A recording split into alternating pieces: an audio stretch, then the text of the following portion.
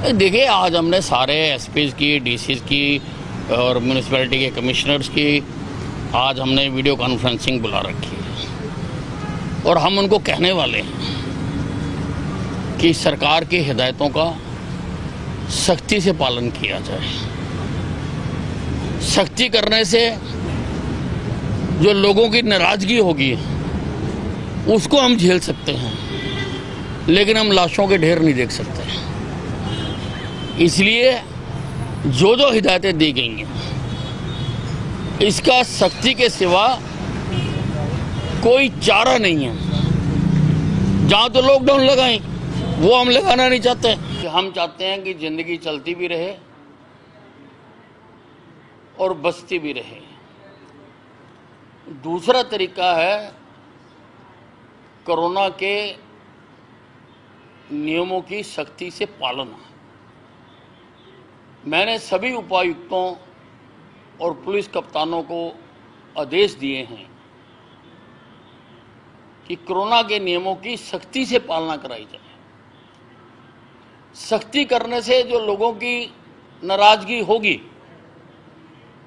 उसको झेल सकता हूं, लेकिन लाशों के ढेर नहीं देख सकता। इसलिए हमने कहा है कि जो भीड़ को संख्या तय की है, अब हमने पहले बाहर 500 की रखी थी, अब हमने 200 कर दी। इंडोर 50 कर दी, फ्यूनरल में 20 की कर दी। सख्ती से पालना कराएं। हमने कर्फ्यू लगाया है, उसको सख्ती से पालना कराएं। सख्ती करेंगे तो ही बच सकते हैं। मैंने सभी उपायुक्तों को ये भी आदेश दिए हैं कि वो अपने हर जिले में एक मॉनिटरिंग कमेटी बनाएं, जिसमें उपायुक्त के अलावा पुलिस कप्तान हो, सीएमओ हो, कमेटी के अधिकारी हों और अधिकारी हों, और रोजाना हर जिले की स्थिति को मॉनिटर करें। और ये भी कहा है कि हर मरीज को बेड मिलना चाहिए। अगर सरकारी अस्पतालों में बेड की संख्या कम हो जाए तो एपिडेमिक एक्ट के तहत प्राइवेट अस्पतालों को एक्वायर करें। अगर फिर भी कम पड़ जाए, स्कूलों में, धर्मशालाओं में बेड लगाएं, लेकिन हर मरीज को बेड मिलना चाहिए। मैंने ये भी कहा है कि इस बात पर भी नजर रखी जाए कि कोई ओवर चार्जिंग ना करे।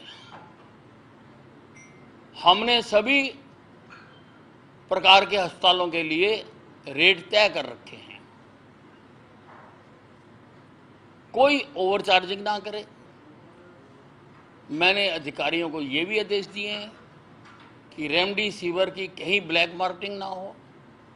हर जगह जाकर चेक किए जाएं कि किसी प्रकार की इस आपदा के समय में अगर कोई लोगों को लूटने की कोशिश करता है तो उसके खिलाफ सख्त से सख्त कार्रवाई की जाए।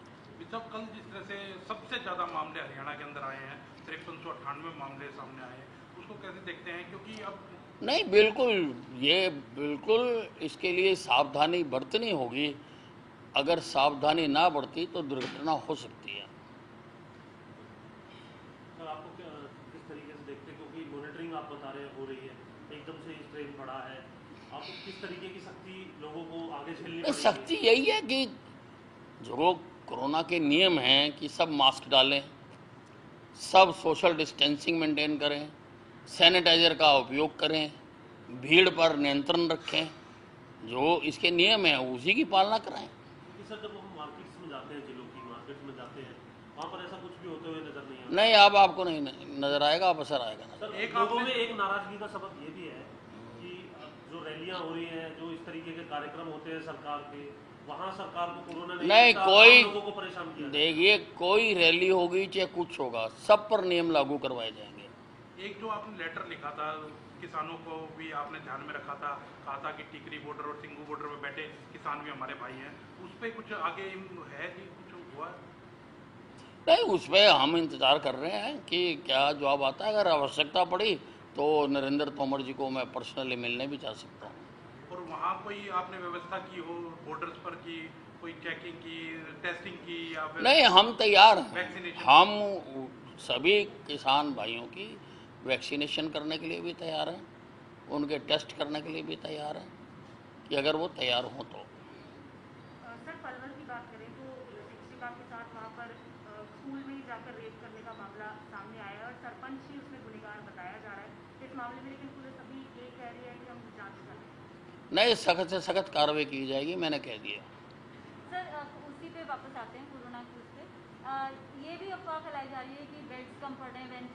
कोई कम नहीं पड़ रहे हैं, हमारे पास सफिशेंट नंबर ऑफ बेड्स हैं, लगभग 11,000 हमारे पास आइसोलेशन बेड्स हैं और हमारे हरियाणा में लगभग 70% लोग होम आइसोलेशन में हैं। उसकी भी मैंने व्यवस्था की है। उसके लिए मैंने कहा है कि मेरी डॉक्टरों की टीम, आशा वर्कर्स की टीम, हर जो घर पे आइसोलेटेड है पेशेंट, उसको कम से कम 2 दिन में एक बार घर में जाके ज़रूर चेक करें, उनको दवाइयाँ दें, उनको लिटरेचर दें और उनको बताएं कि कोरोना से बचने के क्या क्या हैं, क्योंकि वो भी हमारी जिम्मेवारी है। अगर वो घर पे अपना इलाज करा रहे हैं वो भी हमारी जिम्मेवारी है, उसको भी हम निभाएंगे। वैक्सीन की व्यवस्था कैसी है सर?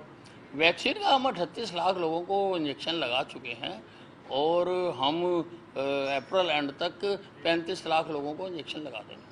सर, कुछ केसेस अब ऐसे भी सामने आ रहे हैं कि वैक्सीन लगवाने के बाद भी लोग कोविड पॉजिटिव आ रहे हैं, तो ये क्या कोविड का नया स्ट्रेन है जिस पर वैक्सीन काम नहीं कर रही है? नहीं, ऐसा अभी कोई जो आधिकारिक तौर पर ऐसा कहीं नहीं कहा गया है। कुछ लोगों की ऐसी बातें ज़रूर आ रही हैं, अब पता नहीं उन्होंने टाइम पे लगवाई या कितने दिन हो गए उनको लगवाए हुए।